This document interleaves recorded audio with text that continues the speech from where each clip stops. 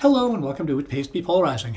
I'm John, aka JB3. I'll be your host, of course, as always. That's what my role is here on this channel. Today we're going to talk about something that has really come to light as controversial for me, and that is tipping in America.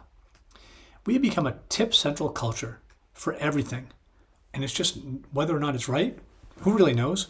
But I'm just not sure I'm enjoying this anymore enough to want to go out and do things like go out to eat.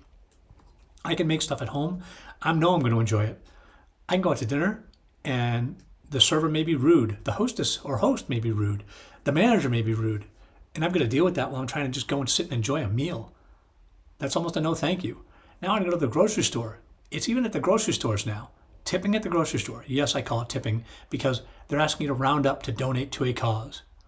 Well, if I don't know the cause, and it's, even if it's a local cause, how do I know the money's actually going there? I don't. So you're asking me to round up my grocery purchase when groceries are so expensive to everybody, not just the people that are in need. It's everyone that groceries are expensive for. You want me to round up mine to the nearest dollar to take care of somebody else when I don't know what your charity is about. And you have nothing posted of what the charity is about. Just, do you want to round up? Round up for what? Again. When it comes to tipping though, in a restaurant, I'll admit that I've worked for companies where they had tipping. Starbucks was one of them for sure. I put together a system while I was there that made the tip rate go up astronomically compared to what it was. I did the same thing when I worked in a winery. I get the tip rates to go up quite a bit by things I did and how I went about putting the tip jars out, how I arranged them, what I put in for money for a starter in each one of them. Same as Starbucks. I did a starter package. For Starbucks, I did $1 on the bottom folded in half, a quarter, a nickel, a dime, and a penny on top of that dollar. Because when someone first walked in, they didn't know if they could tip. And some did, and some just did regularly. But they, of course, didn't know what they could tip. And to me, if I had $1, a quarter, a nickel, a dime, and a penny, that's one of everything, from paper money to a coin. That means we'll take anything for a tip. They could throw anything in that jar they wanted to. The tips while I was at my first Starbucks went from about $2.50 an hour to about $7.50 an hour because of that. It changed astronomically. It was also because of the show that was put on while their coffees were being made. I will say that. Because I knew every customer by name. I knew what the drink was. I had a quick conversation about something that went on the week before because we had a lot of regulars. So that was something that I did. I was on stage. And it was my job to make sure their experience at my Starbucks was a good experience. Same thing was at the winery. I made sure their experience with me was a good experience with me. That it was a reflection on the winery itself, that everything was done right. And it was done with a smile. So when it comes to service at a restaurant, I expect that. I expect that same type of service that I would give to somebody else. If I don't get that type of service, guess what? Your tip is going to be reflective of that. I've actually asked servers to come back. Hey, you know what? I understand you might be having a bad day, but remember, you're on stage. I don't say it like that, but I'm telling you now, that's my line. You're on stage. Lights are on. What are you going to do now? Going to give me a show? Or are you going to be just, oh, I'm having a miserable day, and you're going to see every bit of my miserable day? You know what? I might be having a miserable day as well. The last one to do is add your miserable day to my miserable day. Get it? It's not that hard.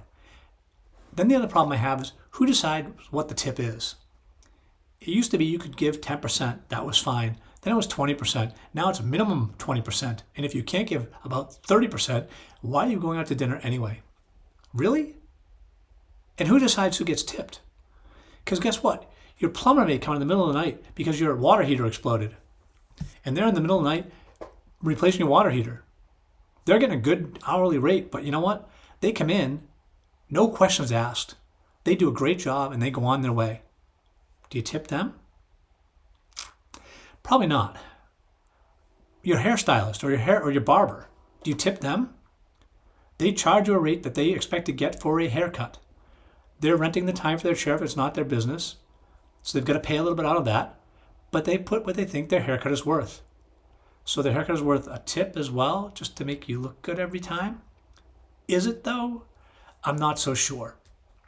So who draws the line on who gets tips and how much that person gets for tips?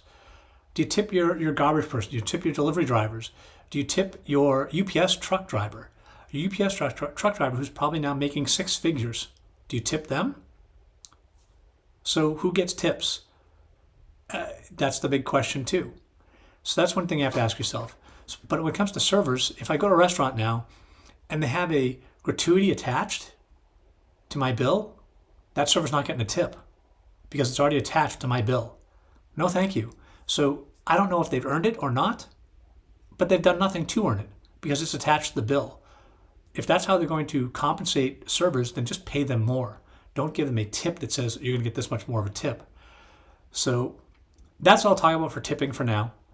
I'm sure I'll get some heat on this one for comments, and that's perfectly fine. If you like this content, please like, subscribe, and leave a comment for me so I can see what it is that you want me to talk about more, and I can do a part 2 based on the comments that I receive. Once again, this is a Pays to Be Polarizing. Thank you so much for your time today. Have a great evening.